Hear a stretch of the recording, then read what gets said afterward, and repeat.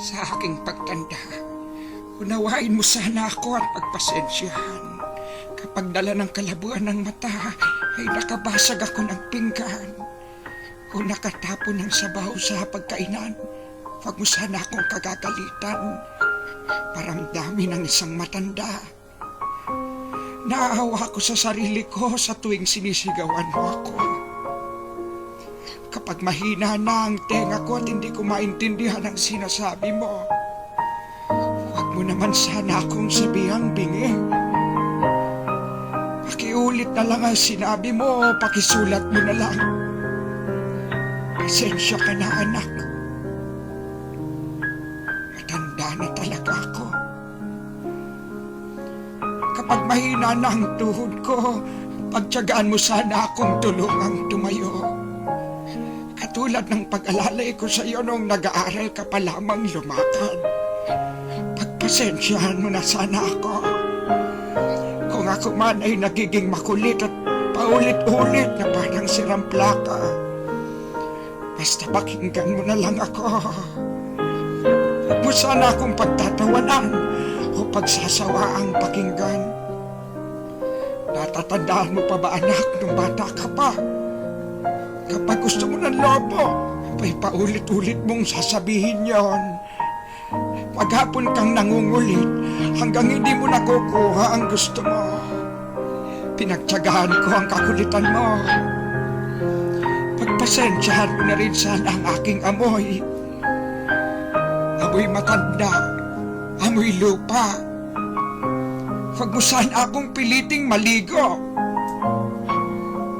Mahina na ang katawan ko. Madaling magkasakit kapag nalamigan. Kaya wag mo sana akong pandirihan. Natatandaan mo nung bata ka pa. Pinagtsatsagaan kitang habulin sa ilalim ng kama kapag ayaw mong maligo. Pagpasensyahan mo na sana kung madalas ako'y masungit. Lala na marahil ito ng katandaan. Pagtanda mo, maiintindihan mo rin ako. Kapag may konti kang panahon, magkwentuhan naman tayo. Kahit sandali lang. Hinip na ako sa bahay. Pagkapong nag-iisa, walang kausap. Alam ko, busy ka sa trabaho.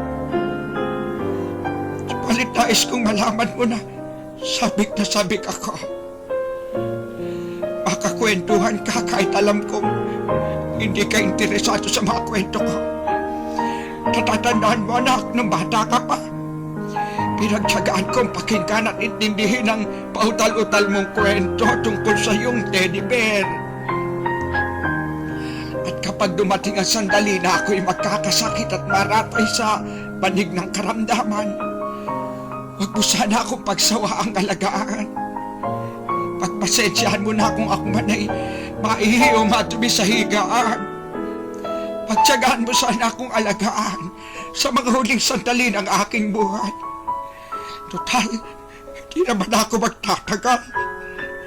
Kapag dumating ang sandali ng aking pagpanaw, hawakan mo sana ang aking kamay at bigyan mo ako ng lakas sa loob na harapin ang kamatayan. At huwag ka mag-alala. Kapag harap ko na ang Diyos na lumikha, ibubulong ko sa Kanya na pagpalain ka sana. Dahil naging mapagmahal ka sa iyong ama't ina.